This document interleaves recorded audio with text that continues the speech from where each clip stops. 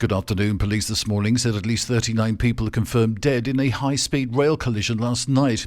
The crash occurred at 7:45 when the tail end of a train carrying some 300 passengers on the route from Malaga to Madrid went off its rails. It slammed into an incoming train travelling from Madrid to Huelva, according to the rail operator Adif. Efforts to recover bodies are continuing and the death toll is likely to rise. Some passengers were catapulted through windows and their bodies were found hundreds of metres from the crash site, so the regional president Junama Moreno said.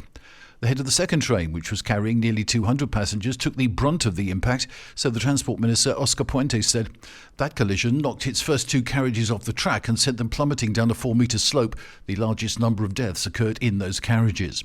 Authorities said all these survivors had been rescued in the early morning, whilst work remained to recover and identify the dead. Moreno said this morning that emergency services were still searching what he described as a mass of twisted metal where the smashed carriages had derailed. The Guardia Civil opened an office in Cordoba for family members of the missing to seek help and leave DNA samples to be used in the identification of bodies. Police said 159 people were injured, of whom 5 were in a critical condition, a further 24 in a serious condition. A sports centre was turned into a makeshift hospital and the Red Cross have set up a help centre. The Transport Minister said the cause of the crash was unknown. He called it a truly strange incident because it happened on a flat stretch of track that had been renovated back in May. He also said the train that jumped the track was less than 4 years old. That train belonged to the private company IRIO, while the second train, which took the brunt of the impact, was part of the public train company Renfe.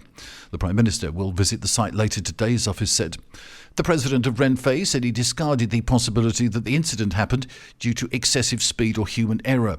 He added that both trains were under the 250 km/h maximum speed on that stretch of track and that it took place on a straight section. The European Commissioner for Equality, Preparedness and Crisis Management said their emergency centre is in touch with the authorities here and is ready to help support if requested.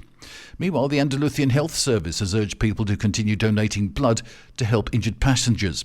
In the statement, the department said that current requirements for blood supplies are covered, but blood donation remains essential as the needs for the health department is updated in the coming days.